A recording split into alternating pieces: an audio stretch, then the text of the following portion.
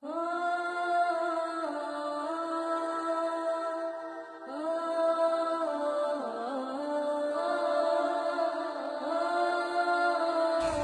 ایک بار پیارے آقا صلی اللہ تعالی علیہ وسلم ام المومنین حضرت عائشہ صدیقہ رضی اللہ تعالی عنہا کے گھر پر آرام فرما رہے تھے۔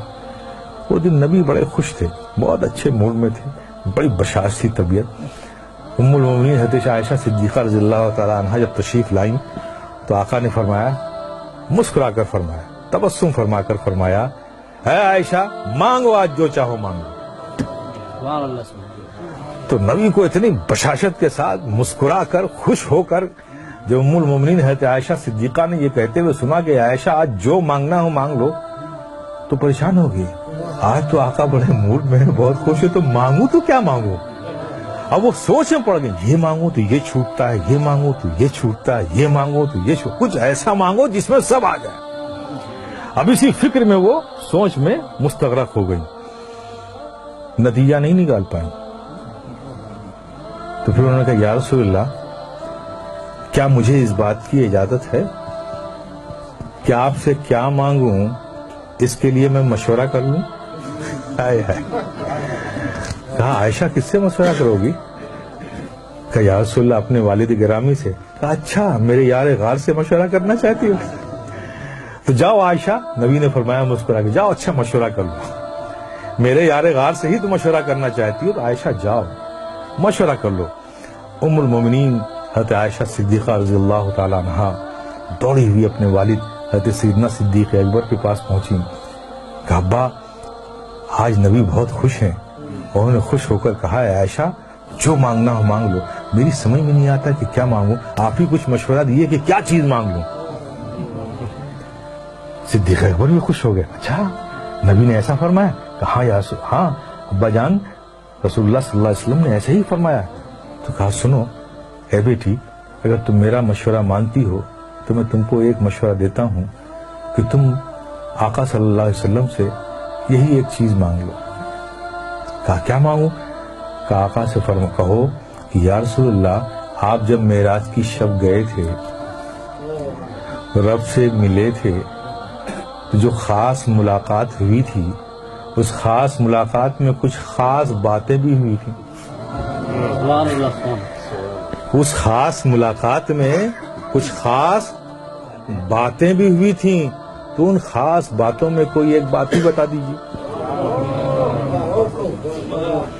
اس راز والی بات میں جو صرف آپ جانتے ہیں اور رب جانتا ہے، اس خاص بات میں سے کوئی بات بتا دیجیے۔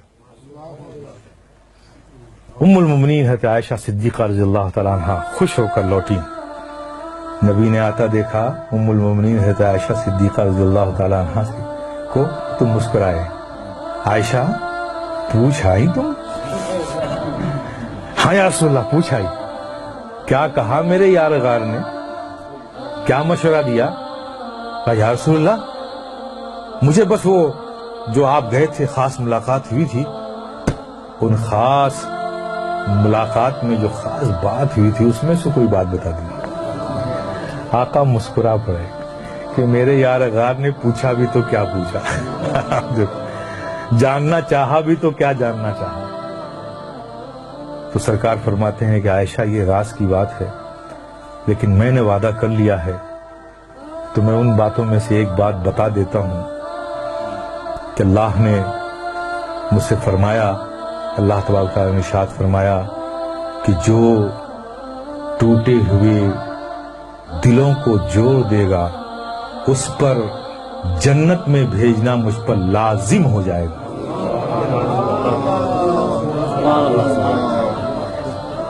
حالانکہ وہ بے نیاز مالک ہے، اس پر کوئی چیز لازم نہیں، یہ ہم تو نہیں کہہ سکتے، لیکن وہ رب خود کہہ رہا اپنے بارے میں، اس کا اختیار ہے، لیکن یہ ہم نہیں کہہ سکتے کہ لازم ہے، لیکن رب فرماتا ہے کہ اس پر جنت لازم ہو جائے گی۔ آپ تصور کرو جب نبی نے یہ فرمایا، ام المومنین حضرت عائشہ صدیقہ نے سنا۔ اب یہاں حضرت صدیق اکبر بے چینی سے انتظار کر رہے ہیں کہ کیا بتایا آقا نے، عائشہ جلدی سے آئیں اور مجھے بتائیں کہ کیا خاص باتوں میں سے وہ بات ہے۔